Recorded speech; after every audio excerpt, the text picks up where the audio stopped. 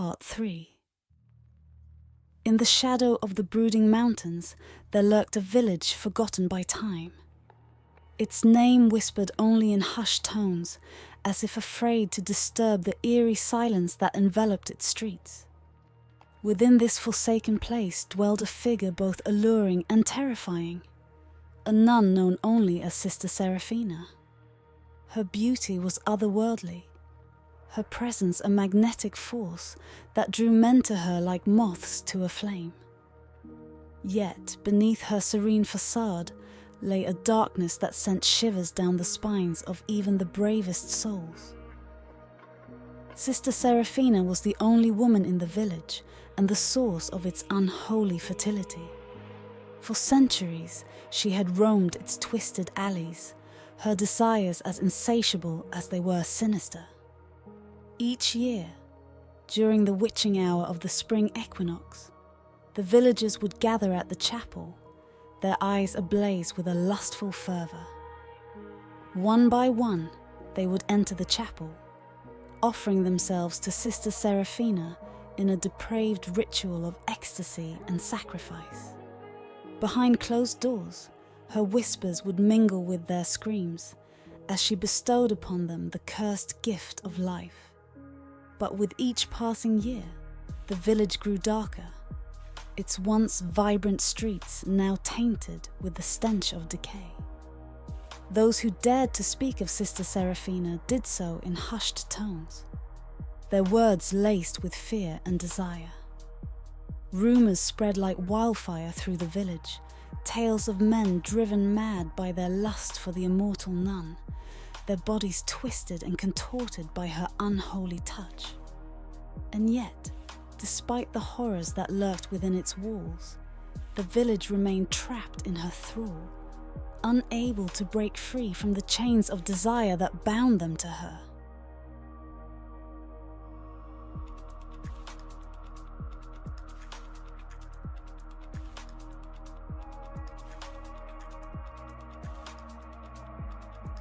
Sister Agnes was a vision of sinful temptation, her every feature crafted to inflame desire and ignite the most carnal of passions. Her eyes, deep and smoldering, held within them a promise of forbidden pleasures. They gleamed with an intensity that seemed to sear into the very soul, drawing others into their depths with an irresistible pull. Her lips, lush and inviting, were painted a shade of red so rich it seemed to drip with desire. With each parting, they whispered seductive secrets, enticing those who beheld them to succumb to their alluring charm. Her figure was a masterpiece of feminine allure, every curve and contour designed to elicit primal urges. Clad in robes that clung to her form like a lover's caress, she moved with a languid grace that set hearts ablaze with longing, but it was in the subtleties of her appearance that her true seductive power lay. The way her hair cascaded in waves of dark silk, framing a face that could launch 1,000 fantasies. The delicate curve of her neck, exposed like a tantalizing invitation to temptation. The faint scent of jasmine that clung to her skin, intoxicating and irresistible. To lay eyes upon Sister Agnes was to be ensnared in a web of lust and desire, to feel the flames of passion licking at the edges of reason. She was a creature of temptation incarnate, her very presence a testament to the intoxicating allure of sin. Rumors whispered among the novices spoke of the strange occurrences that seemed to follow in Sister Agnes's wake. Young men from nearby villages would vanish into the woods, drawn by an irresistible force they could neither explain nor resist. Some claimed to have glimpsed a figure cloaked in white, moving among the trees like a specter, beckoning them forth with promises of forbidden pleasures. One such villager was Luca, a young man whose heart burned with an insatiable longing for adventure. Drawn by tales of the mysterious nun who dwelled within the convent's walls, he ventured into the woods one moonlit night, his footsteps guided by a force he could not comprehend. As he stumbled upon the convent, Luca beheld Sister Agnes tending to the gardens, her form bathed in the silvery light of the moon. Enraptured by her beauty, he approached her with hesitant steps, his heart pounding in his chest. Sister Agnes turned to him with a smile that sent shivers down his spine, her voice like honeyed poison as she welcomed him into her embrace. Entranced by her seductive charms, Luca found himself drawn into the cloistered halls of the convent, his mind clouded by desire. Yet, as the days passed and Luca became ensnared in Sister Agnes's web of deceit, whispers of her true nature began to spread among the sisters. They spoke of the darkness that lurked within her, of the unholy powers she wielded to bend men to her will. Among those who heard the whispers was Sister Maria, a novice whose faith burned bright as the noonday sun. Unwilling to stand idly by as her sisters fell prey to Sister Agnes's malevolent influence, she sought guidance from the abbess, a wise and venerable woman who had seen many winters come and go. Together, they devised a plan to confront Sister Agnes and expose her for the demon she truly was.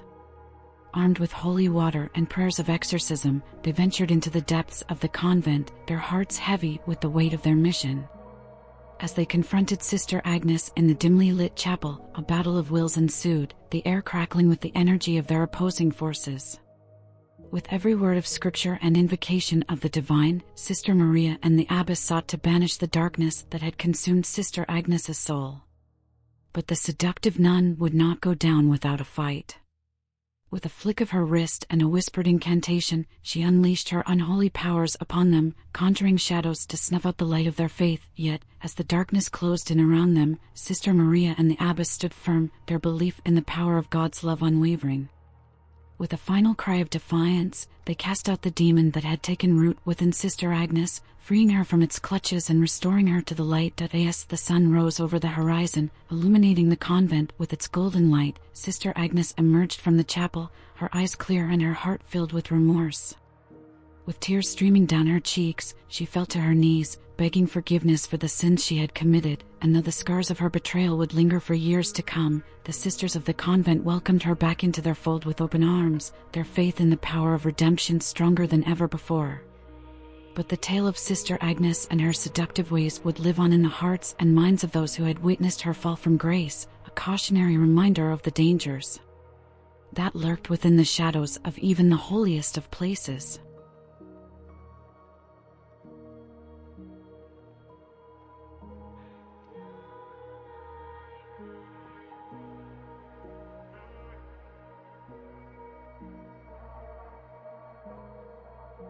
In the heart of an ancient convent, cloaked in the shroud of night, Sister Abigail knelt before the altar, her whispered prayers a veil for the dark desires that stirred within her soul.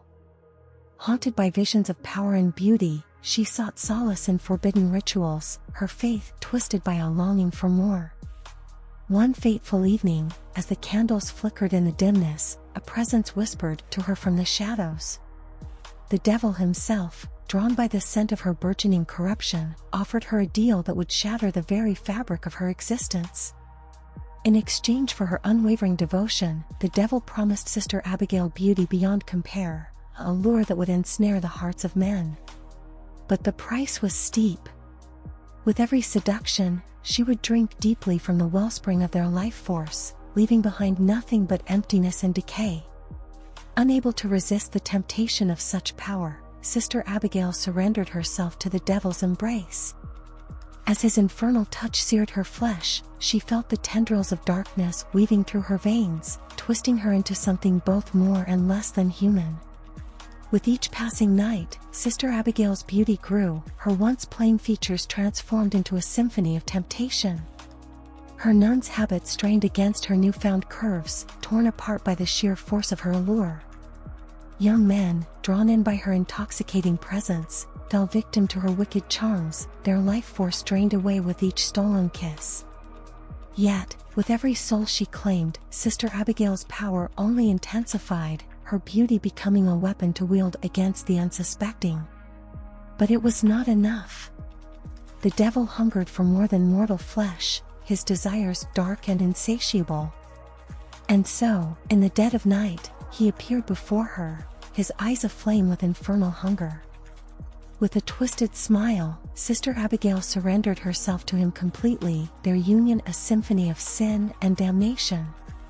In the depths of their unholy embrace, she became something more than human, a creature of pure seduction and despair.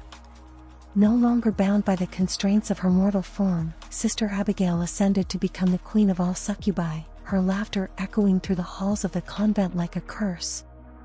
And as the shadows closed in around her, She knew that her fall from grace was complete, her soul forever bound to the darkness that had consumed her.